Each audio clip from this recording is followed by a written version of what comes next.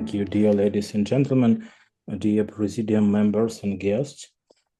Let me tell some ideas in this presentation called like war as a signifier of a new symbolic order, market power, and institution after the fracture. As I was presented like a clinical psychologist and psychoanalyst, I will tell some ideas about the market itself, not itself, but the language that market lives in. War today is not a topic on our agenda. War is the master signifier of the epoch from the psychoanalytical perspective. And French psychoanalyst Lacan called it brilliantine point, the word that holds all the other words in place. This is really significant understanding.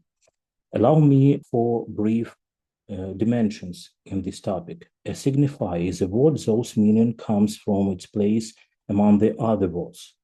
The master signifier organized the whole chain, and the symbolic order is the system of rules and institutions through which a society understands itself. And by Lacanian psychoanalysis, it's a guarantor, which called like big other.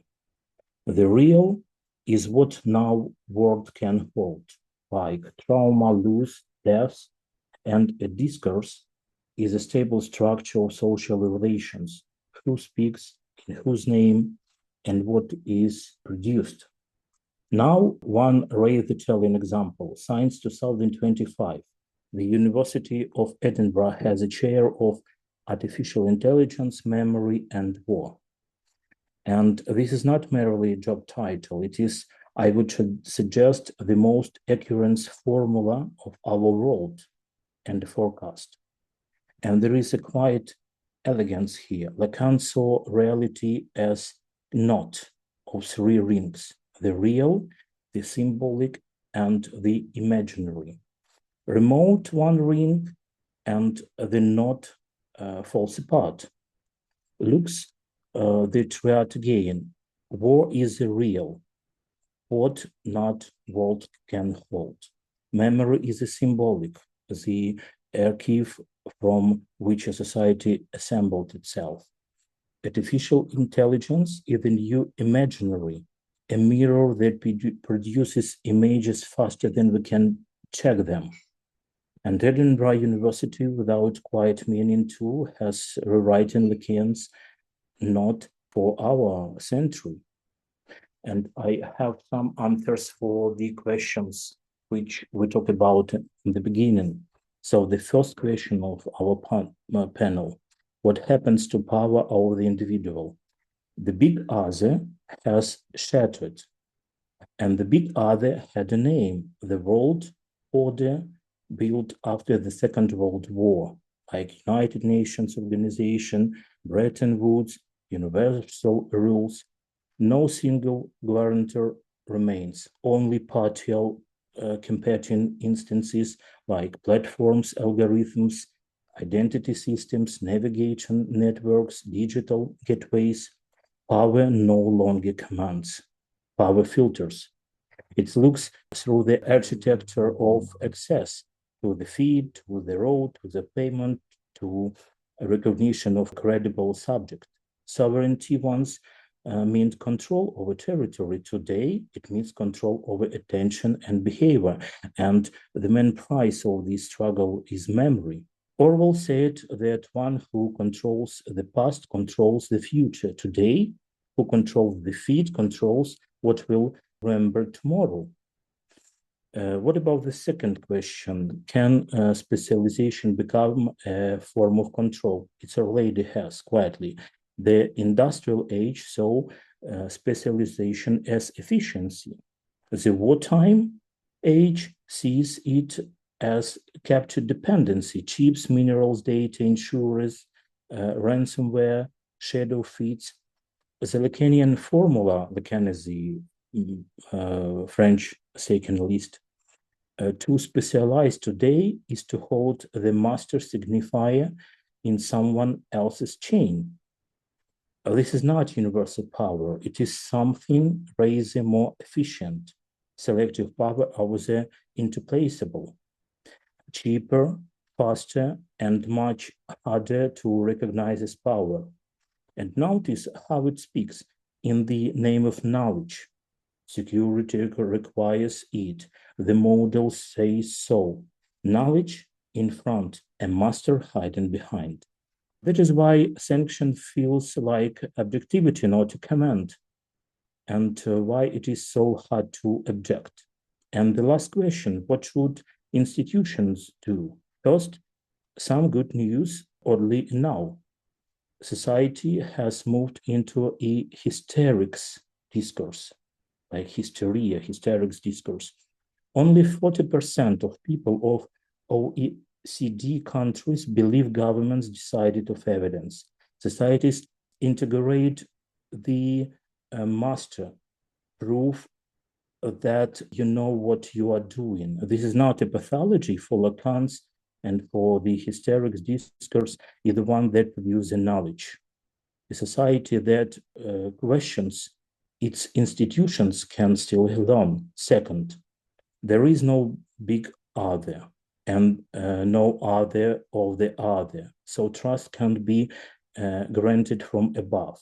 Trust must be verifiable. Modular systems audit is instead of promise, no citizen locked into a single operator, from just in time to just in case.